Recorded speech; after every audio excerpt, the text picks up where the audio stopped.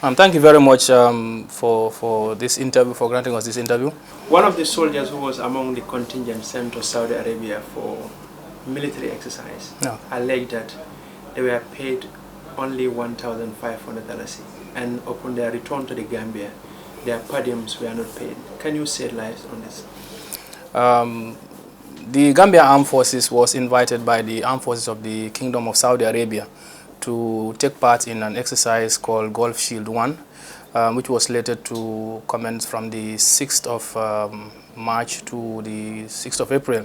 However, the Gambia Armed Forces troops that took part in the exercise left the Gambia around the 21st of March and came back on the 20th of April. And it's a fully sponsored package in that their accommodation, transport from even the Gambia up to Saudi to and fro, their feeding, their lodging, transportation within Saudi itself will be undertaken by the Saudi Armed Forces. So in a nutshell, it's a fully sponsored package.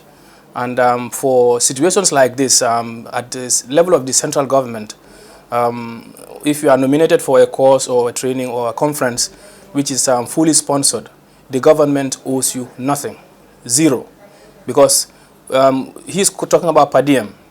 Per diem goes for to cover expenses that deal with your lodging, your feeding, your accommodation if you have traveled for work outside this country.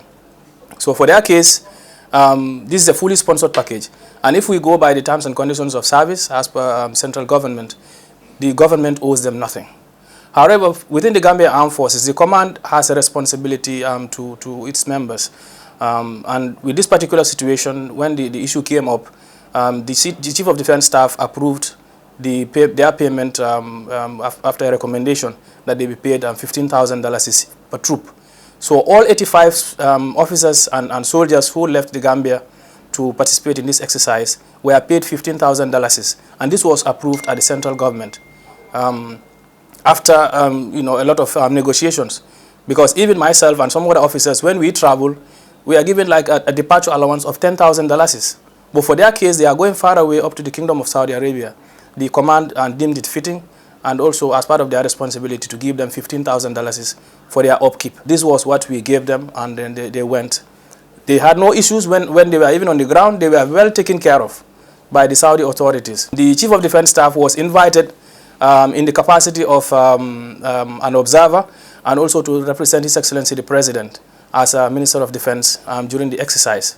When he went there, in fact, prior to his departure, he had requested the Saudi authorities through our liaison to be able to meet the troops. Because he is one particular kind of commander who has the interests of his men at heart. Because during his tour, after his commencement of duties of the armed forces, he went around the country to visit all the troops, and even went beyond that to go to war-torn Darfur to visit our troops, a risky region. He left all that he had to do to go and meet them, just to show how committed and ready he is for their welfare. So in this particular situation, it was not an exception. The CDS, before he left, he requested for the Saudis to enable him meet his troops when on the ground. When he went to Saudi, due to the nature of the program of the exercise, it was not feasible to get that rapport or interaction with the troops. However, he was able to meet their commanders, from their commander, Colonel Alaji Sane, and all the officers that went with them. They came to his hotel, and then he met them, and even conveyed his best wishes and regards to the troops, because the troops were stationed 200 kilometers away from where he was. And he was not the only person there. We had other foreign heads of states. Even the Kingdom of Saudi Arabia, the King of Saudi Arabia was there. The Crown Prince was there. The other presidents from the other neighboring countries were all there. And none of them, had that was able to meet their troops, but they were able to meet the commanders, and that led their troops to the ground. And one interesting fact also, the payment of this $15,000, we made our findings.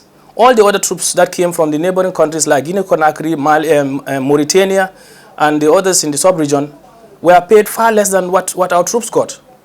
So I think it is very, very unfair and very, very unfortunate and irresponsible on the part of the soldier to even, not be honest with himself and not be honest with his family, to get up and write such kind of outrageous statement, you know, I don't know what he is after. But, you know, the bottom line is we owe a responsibility to our troops. And we are very, very cognizant of this responsibility that we owe to our troops. That is why anytime we send them out on missions, we don't leave them out in the cold to hang out to dry. That is why in this particular situation, we gave them $15,000 so that they'll be able to keep their families, because we understand they are going to leave their families behind for a period of more than almost a month. So the family needs that you know, succor from them. That is why the $15,000 was meant, you know, to help them keep their family. If some want to go with their monies, they go with them. But even down on the ground in Saudi itself, you know, there was no need for that, because per diem is meant to help you take care of your incidentals. And in this particular case, there was no need for that. And so what we gave them was a token, you know, out of our own compassion, out of the compassion of the command, because we understand that they have families behind, they have some other incidentals that they may have to incur whilst they are away. That is why we gave them the $15,000. So there is no truth in what he said that, you know, they were given $1,500.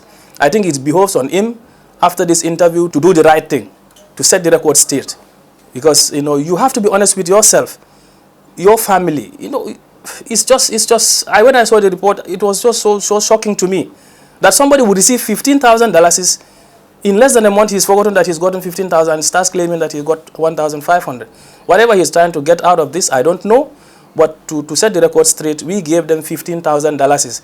And you know, I challenge anyone who is out there among the troops, or even anyone, to come forward if they have any claim that they think they have against the armed forces. We are a responsible and established institution, and we have our procedures to deal with such kind of situations before they go out there and then, you know, pass this kind of wrong kind of message.